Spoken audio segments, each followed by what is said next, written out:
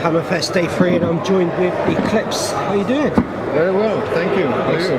Yeah, not bad, not bad. You've been here long or you just arrived today? We arrived, not to the festival, we arrived in the area yesterday, but we were kind of late because we were playing in Edinburgh 2 days ago, so we had a pretty long trip from Edinburgh to... So you came down through the beautiful country and... Yeah, it was great, the whole way was great. It was fantastic scenery. Excellent. Yeah. Well, so welcome to Hammerfest. Awesome. How have you found the site? You enjoying it? Very much. Very much. We kind of just arrived, so we've been seeing this interview area and the restaurants. So we just had a chance to take a beer, and we will discover it properly tonight. Cool. You will enjoy it. It's a completely different atmosphere to a lot of festivals. You can stand in with the fans, watching other bands and that sort of thing, and it's a real nice party atmosphere on site. Now you guys are on the stage at 5 o'clock this afternoon? Yeah, that's right. Looking forward to it? Very much. Very much. Cool. We'll have a great time. Excellent. So you said you were in Edinburgh 2 days ago. Yeah. How did that concert go? That was fantastic, actually. Just a small pub, Bannerman's. We just fell in love with Edinburgh, the whole city, and so everything. I love everything about the town. It's just amazing. I gotta go back there, just like on a vacation, just hanging out. Yeah. Great town. What a place. Excellent. The whole venue was great too. It's like nice. the coolest place I haven't been to, I think. Scottish people are really friendly. Yeah, they are. I suppose that's one of the good things about you guys when you go on tour and you just go to experience new places and stuff. You may be only there for 12 hours or something like that, but you get a sample of what the place is like, and then you go, right, that's on the map. I can go back there. I want to go back there type thing to really experience the city and everything else. You never got enough time when you're playing, so we just to the venue sound check, and then we do a gig, then we have to go to sleep, so bye bye. Yeah, usually it's just too little time to kind of experience the cities, but in Edinburgh we had a chance to, as we had a day off yesterday, so we had a chance, we could actually relax and have a couple of hours in the morning. Yesterday. So cool. Great. So 2015, what have you guys been up to so far this year? Well, we just released a new album 3 weeks ago. Again, nice. And it's been getting fantastic reviews all over the world. So it's a pleasure to go out and play the songs live.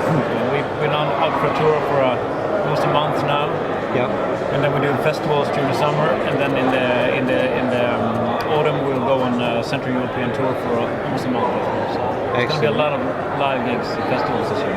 Oh, that's cool. So guys, all your fans and new fans can get to see you throughout the UK and Europe. And experience you guys as well. So. Yeah, it's great. We haven't really been a touring band before, so it's about time we start doing it. Yeah, this is going to be our biggest tour ever, so there are a lot of new fans. Hopefully they get to see us. It's going to be total almost 2-3 months of playing this year, so it's going to be a lot of touring. So a lot of time on the road, road miles. It's great. We love it. It's fantastic. Lots of fun. It's a pleasure meeting the fans, and it's one thing when you're in the studio and you're making records and you read reviews and you get mails from fans. That's one thing. It's great, but it's actually meeting the people and seeing the people and seeing them sing along, and that they are real people liking the music and loving the music. It's very fascinating to experience. That's a reward. That's a real reward for all the hard work. As I say, that must be. How does that make you feel when, like you said, your album came out 3 weeks ago? Yeah. So a lot of the fans have got the album, and then suddenly you're on tour and you start singing a new song. And the audience are actually singing your lyrics. Yeah, it's amazing when it happens. They just heard the new album and they already know, must have listened a lot to it. It's not just one guy; it's a lot of people singing along. They're really into it, so people seem to love the new album. Yeah. So, very well. It could have been the opposite. People would have thought it was a crap album, you know, and people didn't care. But now we have the pleasure of having fans that actually care and, you know, it's taking the time to really listen to the album. It's great. So where would be the most, where would be your ideal place you'd really love to play? Ideal place. Anyway, Like your sort of dream venue or dream venue to play. The bullfighting arena in Madrid. Yeah, that will be But AC/DC just playing. because you AC/DC a lot. Yeah, of course. So, no, but anywhere really. Yeah. As long as there are people loving what we do. Yeah. So, It doesn't matter if you play your own songs and people love it. You know, it doesn't matter if there's 3 people there enjoying the music, because you know it's not about how many people are attending the shows. It's about, you know, the reaction and just having people enjoying what we do and we enjoy what we're doing. So it's not about the fame and the glory or something. We're in for this for the music, and that's the passion about it. That's the only thing we care about. That's really refreshing. I like to hear musicians actually say that. Like the passion is the fire within them that helps produce. That's you always got to remember, why is the reason we picked up playing guitar? Yeah. Why is the reason we started loving this music and doing it? It's because we love the music. You know, when you're a kid and pick up the guitar, you don't dream of fortune and fame or money or anything. You don't care about that. You care about music. I want to sound like Angus Young. That's the reason I picked up my guitar. And you always got to keep focused on what is the purpose you're doing this music. Excellent. So you just mentioned Angus Young then, but who are your musical influences? I think we have the same influences now. Yeah. That's why we have a band together. Yeah, we're both AC/DC freaks. Yeah. That's how we met each other. We started playing AC/DC riffs to each other. Oh, you know that song? Oh, that's a nice song. Jamming it. So we have a mutual passion. Yeah, we love all kind of music. You know, everything from thrash metal to death metal to pop. Anything is, you know, good songs are good songs. But you know, if classic hard rock bands are, of course, the favorites. You know. Yeah. AC/DC, Wasp, Whitesnake, but all the classic bands, of course. That's the stuff, you know. That's the stuff you could find at the record store. Yeah. When we were kids, you know, there was no Spotify or download or anything. You know, the music you found out was the music that was at the record store. We were both from small cities. Exactly. If it was hard rock, then it was good enough. So. I remember when I first opened up. I have an older brother, and he bought "Shout at the Devil," the Motley Crue album. You know, when we opened up that you know, the vinyl, with they're standing in front of fire with all these the clothes is just man, I couldn't believe it. You know, I didn't have to listen to the record because I knew instantly I'm gonna love this band. Yeah. Because that's how I used to buy. That's how I got into metal myself.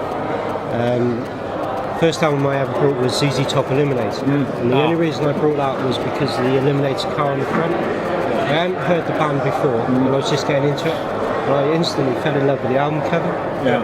And it was just like, wow. It's the art. It's the art which appears on vinyl, which is there, which digital downloads, and sometimes you do not get the full. You don't get a full package.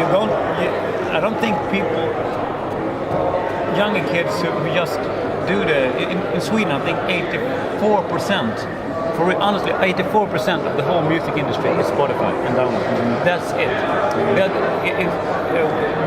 There are no record stores. People don't buy CDs at all.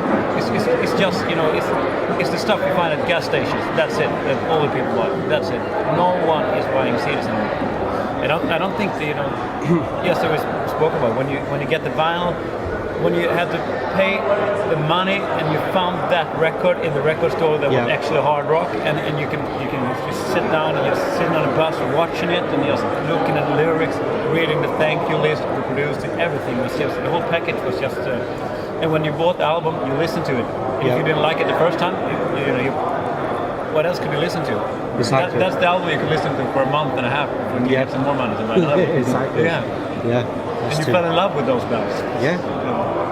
They really made it special for, you know, you hear those songs and, you know, it's very good memories. That's excellent. So what age were you when you first learned you had the musical gift that you could play the guitars? I started out when I was 9. My dad was a guitarist, so he had a guitar laying around the house, so I started feeling with it, learning some Shadows tunes. Yeah. But I didn't get serious with it until I was 16 maybe. Then I really started to practice Ingrid Malmsteen and Richie Blackmore and all that stuff.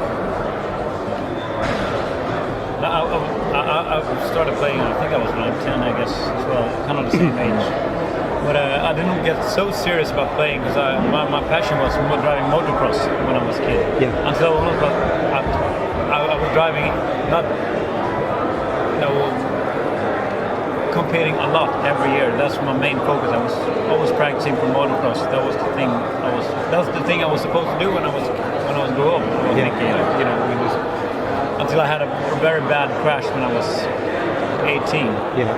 And I couldn't drive for the whole season, and it's just that's when kind of the guitar and the music took over. Yeah. That's the whole year I couldn't do anything. I was just sitting down in my room, getting fatter and eating and playing guitar. Because of that accident, I think that's one of the reasons I'm in music today. And then that made me kind of discover that I really love music. That I kind of had a gift for doing it. Yeah. That's cool. Do you still have your original guitars? No, I don't. No, I think I burned it. It was just a piece of crap, so. My first guitar was shit. It was impossible to tune. That's one of the reasons it never sounded good in the beginning. First off, you crap, you can't play, and then the guitars are so bad you can't. Nowadays, cheap guitars are quite good. Yeah. But back then cheap guitars were just crap. I think there was an advertisement when I was growing up, I think it was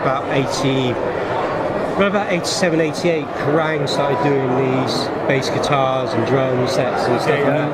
And it was that ideal sort of start-off stuff. I know a couple of people that actually went out because they wanted to learn how to play because the guitars were cheap then. Yeah. They'd actually start on that. And after a couple of years, they burnt them. We can't tune them. Tune them once, and then 2 minutes later out of tune.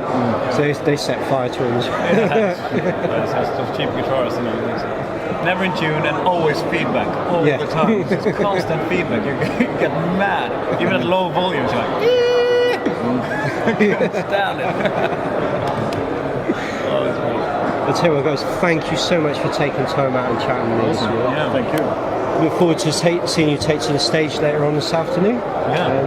Hope you try and get over there to get some photographs. Enjoy the rest of the day and enjoy Wales. Awesome. Thanks, man. Thank you very much. Cheers.